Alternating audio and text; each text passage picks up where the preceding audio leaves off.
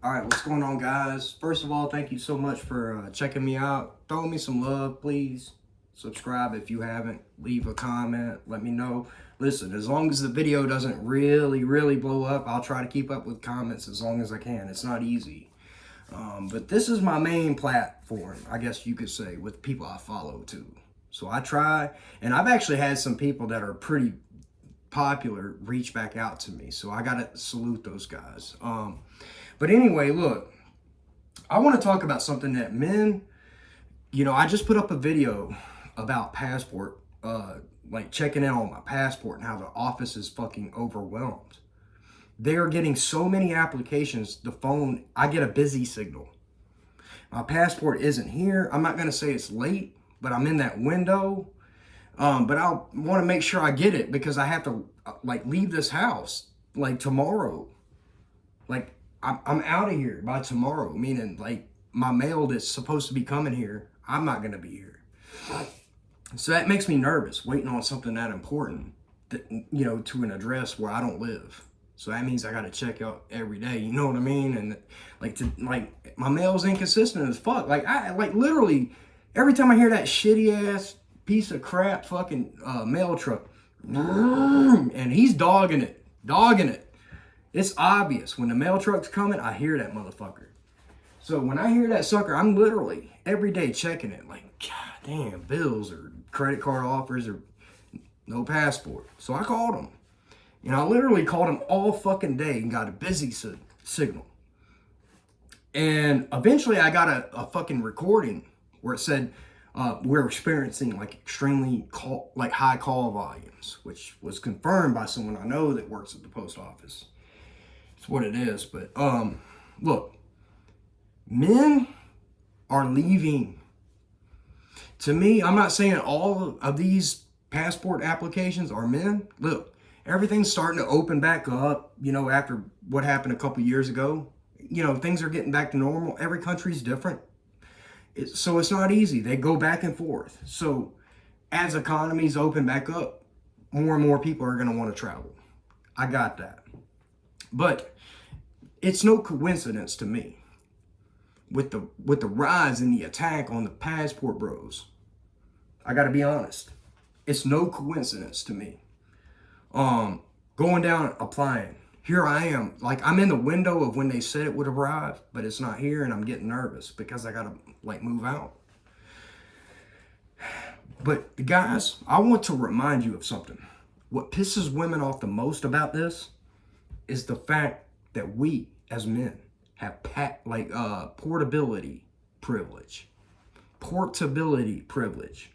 We as men can solo jump on a plane, fly halfway across the world, set up shop without even knowing the language, and survive.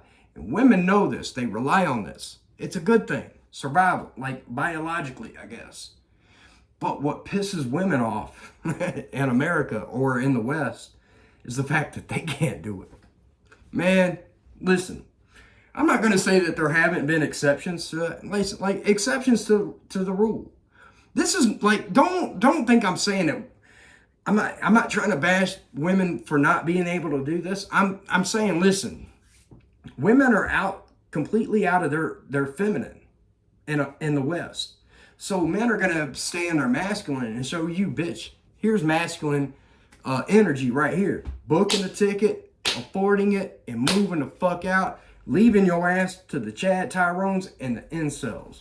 Fuck you. All the men that would take your ass on a date are leaving. So this what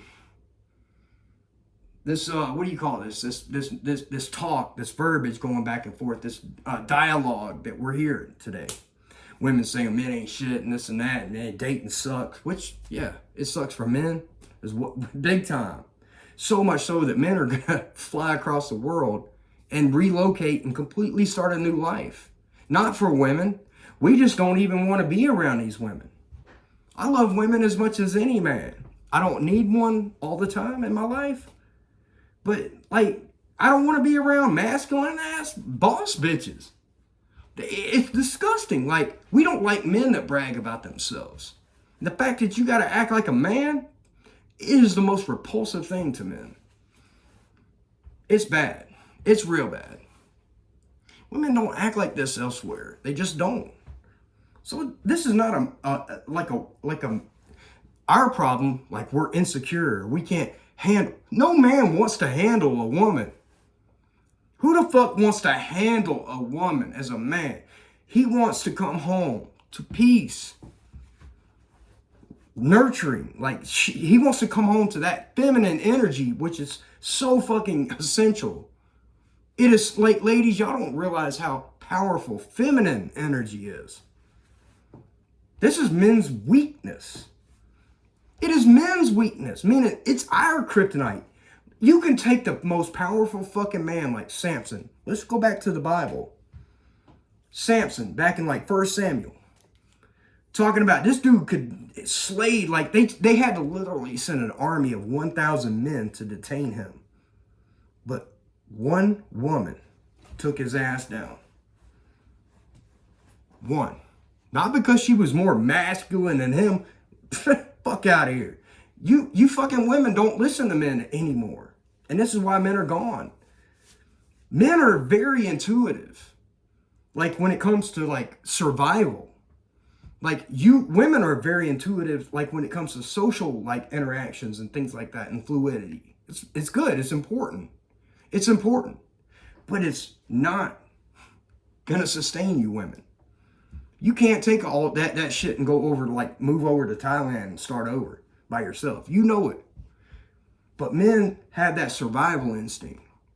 And you have triggered men's survival instinct. And that's really what this boils down to. And men are exercising the only privilege that we truly have in this scenario. And that is portability privilege. Meaning, bitch, we'll pack our bags, relocate, set up shop over there, and we're going to be good. And you know it. And it fucking pisses you off. It pisses you off. Damn.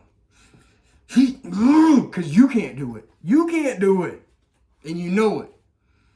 You won't do it because you're a coward. And this is the thing. This is what requires you to look in the fucking mirror and ask yourself, when men don't commit to you, what are you doing wrong? Just like men have to look in themselves.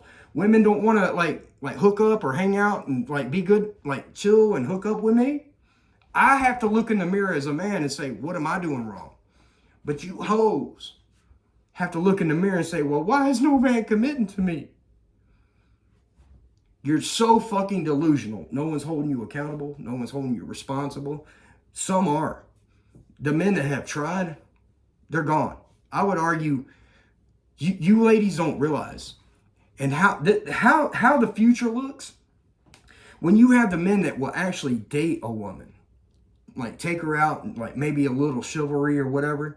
Those are the men that are leaving. So basically, there's only two groups of men left. So as that pool depletes even more and more, you have a smaller group of Chad and Tyrones at the top, and you have incels at the bottom who refuse to date women. Incels don't sign up for Tinder. Incels don't sign up for Bumble. I mean, you're going to have some simps for, here and there, but those simps are going to be, it's not a good scenario. Meaning, women are going to get even more frustrated with dating. And they're going to bitch even more and more. And they're going to talk about how even more and more men ain't shit. But what they don't realize is that all the good men are being pushed out behind the scenes because of their fucking attitude, their delusion, their entitlement. A single man that would even date a chick who has kids or a kid. I've done it. Listen, I'm not perfect. I've done it. And you want to treat yourself as a prize? Fuck you. Nope. Men ain't putting up with this shit anymore. We just ain't gonna do it. We've seen too much. Men have seen too much. Let's go into it. Like, for real. True story. I've been divorced about 4.5, 5 years now. I literally, when I started dating, I went out one night. I met this fine ass fucking redhead. She was probably 24, 25 at the time, and this was just a couple years ago. Beautiful. And she actually hit me up. She stopped me, stood in the way and said, hey, I thought you... She actually hit on me. So I sat down at the table and we chopped it up for a bit. And she's like, I'm going to take you in the car and I'm going to suck the skin off your pole. Like right now. And of course, cool. She happened to like parallel park on the street, right across the street. So we went and sat in her car and then she did her thing. And then we're sitting there, I was smoking a cigarette literally afterwards. And some guy comes running up to her, like she was sitting in the driver's seat. After, like at that point, we'd already switched back and she done got back in the driver's seat. And the guy comes running up and it's like, she rolls the window down. It was her husband. And he looks, like he opens the door, he's like, what's up, man? And he was cool as shit. He's like, he like, hey, what's up, man? I was like, nothing.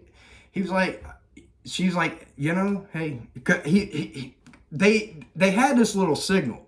Because it was apparently her night. So what I come to gather is every other weekend they rotate. They're in an open relationship shit.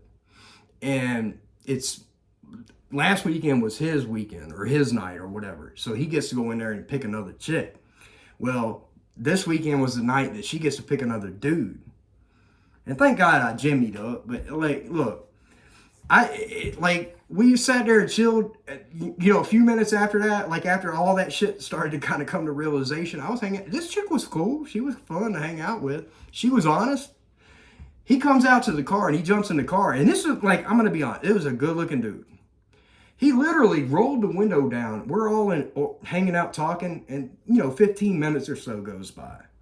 He rolls the window down and there's a group of like a couple chicks, like 3 chicks walking up the sidewalk. And he says, hey, come here. He called one of them over and he just literally whispered in her ear. And she goes, okay, I'll catch up with you girls later. And she let her friends go. Whatever he said to her, I have no clue. But she jumped in the car, in the back seat with him. So I'm sitting in the passenger seat. His chick's sitting in the driver's seat. He's in the back seat behind me. And then that chick runs around the car and jumps in the back seat beside him in the, you know, on that side of the car. And literally, she's going to top his ass. Like, I don't know what he said to her, but she's going like to top his ass off, top him off, like right there. And literally, I was, 15, 20 minutes that went by, I was going to hit it again. So I was like, fuck it. I tried to lean the seat back and I jumped back in the passenger seat and I'm hitting it. And I got the seat and I'm like, he's sitting right behind me. And I was like, dude, you got to move. Y'all two switch sides. I was like, I can't sit here and bang your wife staring at you. Dude, these are the moments I'm talking about. This is the shit. And I'm not saying this shit don't happen, but it is so fucking prevalent nowadays. But men, listen, you don't have to accept this shit. This is going to fuck your head up. If you try to play this game and stay in this game, you're done. That's why I said exercise your portability privilege. We all have this as men. It's a good thing. We deserve it. We don't have as many privileges as what women say we do. Voting reasons, for example, men have to sign up for the draft. Now, I think they just changed that. Women, yeah, good. Do I want my daughters fighting? Hell no. No one should be a part of the fucking draft. It's a disgusting practice, period. But this is the thing. Men didn't get the right to vote unless they signed up for the draft for all these decades. And this is where men were saying, oh, you want equality? Okay. But this is the thing. Men don't mind laying their life down for a belief. Men don't mind being good to a woman who treats him like the fucking man that he should be. He wants to be treated. And to act like men don't deserve this is foul as fuck. Men, you have the opportunity, you have the gift and the privilege, I say it, as a man to pack up your bags and bounce and start over with that, because we don't have to worry about the same safety reasons or aspects that women have to. We're privileged. Men have always led the expeditions into unknown territory. Always. Men we can adapt. We are created this way. This is how we evolved as men, to be able to do this. And our intuition is strong. So, but when a man's intuition is so strong that he feels like he has to leave to go find new destinations, women, y'all have to look in the fucking mirror. You can say, well, I don't. Okay. Okay. Go ahead, invest in fucking box wine and kitty cat food. Because, bitch, you gonna die alone. And they should. Because they think that men gotta come to them. They don't realize how much it takes for a man just to become a man that she even notices. So this is why men don't want them. As we get older. As we get older, we don't want your ass. We shot our shot at you back when you was real hot. But now, you ain't as hot. And I'm a better man that has more to offer you. So fuck you. No. The answer is no. Absolutely not. Guys, this is what pisses women off the most about leaving. Because they want men to be trapped in the prison they've basically tried to create for men to stay in. They hate the fact that men don't have to stay here. Portability privilege is real. We men, we have it. I acknowledge it. I confess. But I don't give a fuck. Thank you, God, for portability privilege. It allows me to relocate, pick up and relocate and start over safely at any point in my life, and gives me the instincts to survive as a man. Women don't have this. We do. And this pisses them off. Fuck them. Fuck them. Listen, they abused every privilege they had. Women had so many privileges, born with their value. Men have to create their value. Men are invisible to women until they've created the value. Women are just born with it. All they got to do is preserve it, but they don't want to do it. They want to have their cake and eat it too. But men have the privilege to relocate, be portable, move, start over somewhere else. Listen, this place is fucked. Listen, as Columbus, if I walked up and my boat landed on like Miami Beach and I saw like Fresh and Fit up there on the balcony and then skanks that he's entering, I'd be like, man, hey, let's go back. Back this ship. Like, we got to go back. Fuck this. We need new pastures, guys. Not new women, new pastures. It's so fucking bad, dude. The whole flock is fucked. The whole flock. Anyway, I love you, motherfuckers. Give me some love if you don't mind. I'll see you soon. I'll talk to you. Listen, next few days, weeks, months might be kind of busy, but I'll hit you up as soon as I can. I love you. God bless you. Thank you so much. And I'm out.